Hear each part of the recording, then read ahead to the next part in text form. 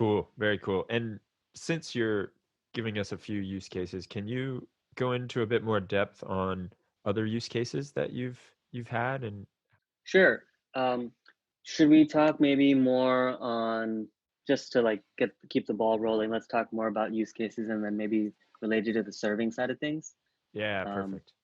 yeah. So um, we developed essentially a machine learning services gateway that acts as our one place for all machine learning services. So essentially, if you want to call any ML model, you hit our machine learning service gateway, you let us know which model you're looking to hit. And if there's any A/B testing you're looking to do specific to model versions and such, you can pass that in. And then we pass in the data needed for that model to make an inference. And what we want to do is make it super easy for our partner services to integrate with us. So when I say pass in the data needed to make an inference, I don't mean all of the raw features that are needed to make a model inference. I might mean, oh, they just give us the user ID or the survey ID. And then from there, we know for each model what features are needed. We go hit our real-time feature store, get those features, and then we have essentially model project pods, which are just clusters of um, nodes that are all running the same Docker image or various different versions of Docker images if we're doing proper versioning and A/B testing.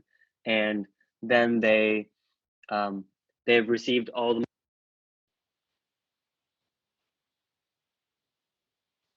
grab that in, we go hit those nodes, get our inference back, and then return the result to our whoever called our service. So can you Um, just repeat that last part? I think you may have broken up a little bit. oh, sure thing. So basically, we have like a high level gateway. We receive all requests. We go hit our real time feature store, grab our features. Then, based off of whatever the API parameter inputs are of which model we're looking to hit and which version, we go hit. We have an Nginx routing layer in between that helps us route based off of these params which nodes we should be hitting to make our inference. We go make our inference and it travels back up our path to then return our results to our users. And so there's essentially a load balancer that sits right at our gateway layer. And then we have a router that sits at right below our gateway to route which nodes we should be hitting um, to make our inference. And we're able to do this now both synchronously and asynchronously because some of our models are super heavy and say they might take on the order of seconds, but our um, um, our partners want to be able to receive a result or at least know that they made the right call, made the right request pretty quickly. And so what ends up taking place there is asynchronously will return like, hey, yeah, we got your request. Here's your ID. Ping us whenever you need to display results to the user, and then we can go ahead and do that. And so we're able to overcome and the reason why we did this is we had some hurdles on the infrastructure side. We couldn't support some models that needed GPUs to run very quickly. And this was mainly due to, like, say, our infrastructure team. Like we couldn't get those GPU enabled clusters or nodes. And so as a result, we're running some things on CPUs. They're a bit slower, but we're able to still meet our requirements for delivering really quick results to our users. And a use case that kind of demonstrates synchronous versus asynchronous is we have a machine learning model feature called SurveyMonkey Genius. So this is a feature that sits on the create side of our SurveyMonkey platform. So when you're creating a survey, oh, all good.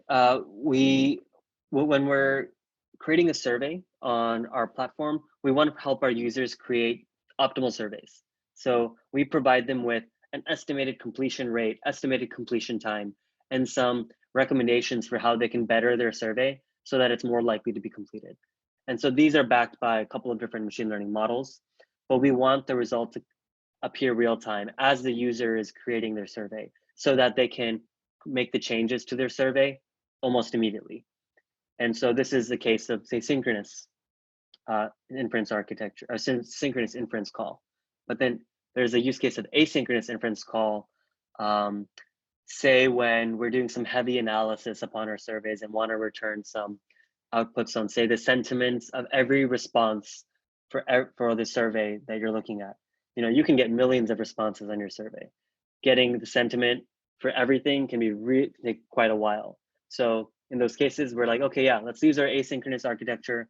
It'll take us a couple of minutes for us to get you, you know, the overall distribution of sentiments and such things like that.